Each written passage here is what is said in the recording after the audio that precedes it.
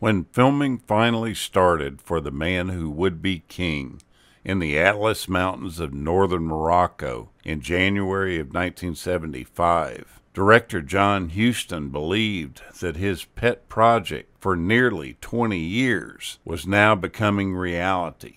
Before he acquired the film rights in October of 1958, he had been an avid fan of Rudyard Kipling's writings, the novella of the same name that he was specifically fond of, having read it first as a 14-year-old. He said that he loved reading Kipling.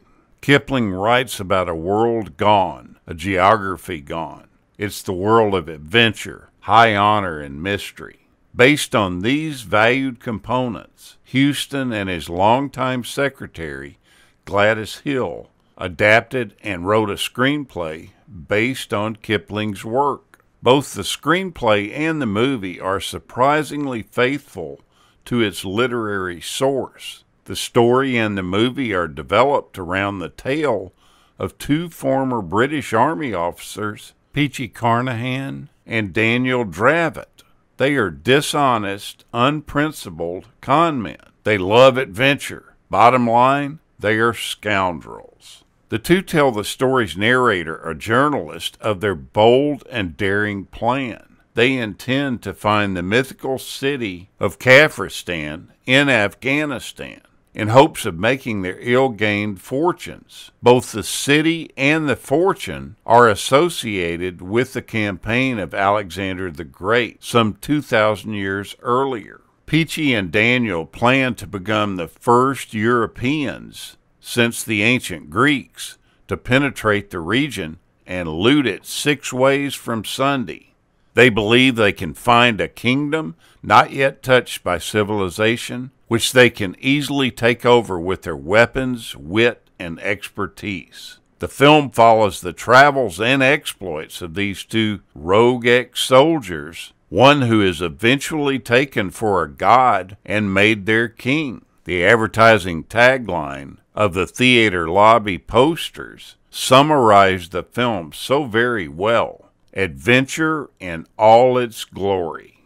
John Huston had been planning to make this film since the 1950s. After his huge success in The African Queen in 1951, where Humphrey Bogart won an Oscar for Best Actor, Huston wanted to work again with this leading man. He envisioned pairing Clark Gable with Humphrey Bogart for these two leading roles. He originally had the film slated for his next production after he finished Moby Dick in 1956. He planned to begin principal photography in India in late 1955 into early 1956. Unfortunately, there were some delays in launching the project. Then the deaths of Bogart in 1957 and film producer Mike Todd in 1958, and then Clark Gable in 1960 kind of unraveled Huston's initial setup plans.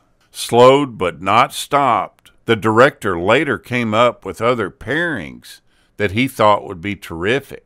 Burt Lancaster and Kirk Douglas were approached, as were Richard Burton and Peter O'Toole. In the early 1970s, Huston considered reaching out to the then popular team of Paul Newman and Robert Redford.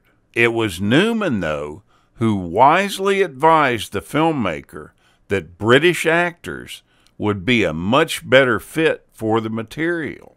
And it was he who actually suggested Caine and Connery specifically for the roles. Caine was so thrilled when he learned that the part had been written for Humphrey Bogart that he told the director, John Huston, he would do the movie before he even read the script. You see, Bogart had been Caine's favorite actor and idol growing up, and both Sean Connery and Michael Caine considered the movie their favorite of all they had ever worked on. The cast included a third Oscar winner, Christopher Plummer. He is the narrator, the journalist, Rudyard Kipling. Plummer revealed that he was a late replacement for Richard Burton. Nonetheless, he too might have been dismissed by producers, except for Sean Connery's insistence that Plummer stay and be on the movie. Connery had even threatened to abandon the production if Plummer was not retained. The producers eventually relented. You see, Caine, Connery, and Plummer were all really close friends, even before making the movie. The only billed female character, Roxanne, was originally slated for Tessa Dahl. Excited for the role, she prepared for the part by losing weight and having her teeth capped. However, at the last minute, John Huston decided to cast someone else whose appearance would be more in keeping with the natives of that region. At a small dinner party for some of the cast and crew, he was asked if he had recast the part yet. When he answered no, all of the heads turned towards Shakira Caine, the wife of Michael Caine. She was of Indian descent, and Huston cast her on the spot immediately. Karum Ben Bohi, who played the high priest, was said to have been at least 100 years old when he made his one and only movie appearance in this film. He was a night watchman at a local olive orchard near the filming location. He was hired after John Huston accidentally met him and told him to come into the set the following day. After he fell asleep a number of times during the filming, it was discovered that he had still kept his night watchman job. Huston ended up explaining to him that he didn't need to keep that job anymore, that the movie company would pay him enough so that he could get a good night's sleep. There was much discussion of India and Afghanistan as being filming locations. However, no portion of the movie was filmed in Asia. This led to many people observing, even complaining about, that the extras didn't look Asian. The 12-week shooting schedule was shot on location in Morocco and in France, with completion work being done at Pinewood Studios in London, where they used 500 locals as extras.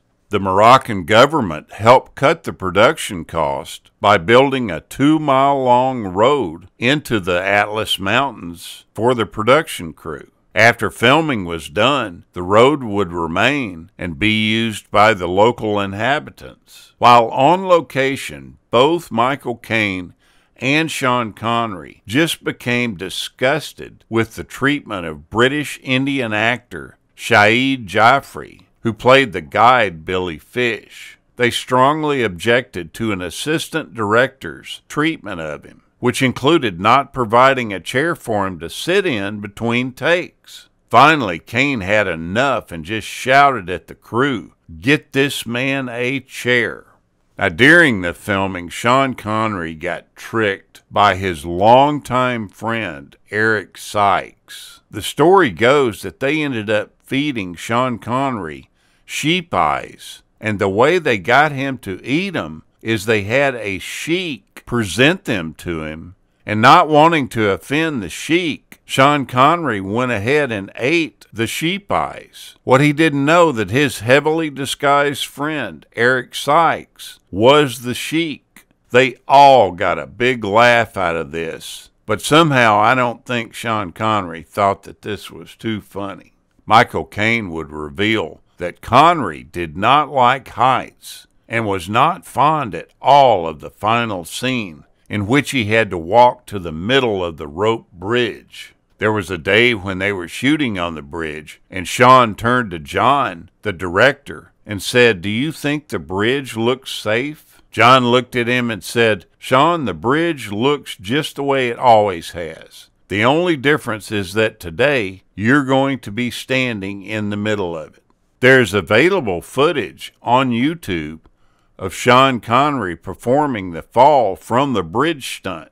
He falls about 80 feet towards the bottom of this ravine. His fall is broken, however, by a big pile of cardboard boxes and foam rubber pads. The stuntman, Joe Powell, doubled for Sean Connery during this filming, and he performed the actual fall from the bridge. He fell so skillfully, twisting and turning on the way down, and at the very last minute straightening himself out so that he would hit the cardboard boxes and foam rubber pads dead center.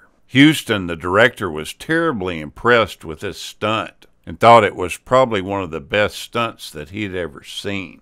By the end of the film, all these two characters have is each other, and even that appears to be fleeting away. The performances have endured, though. It's been called acting royalty. It is as if they were destined to do it. Connery and Caine definitely thought so.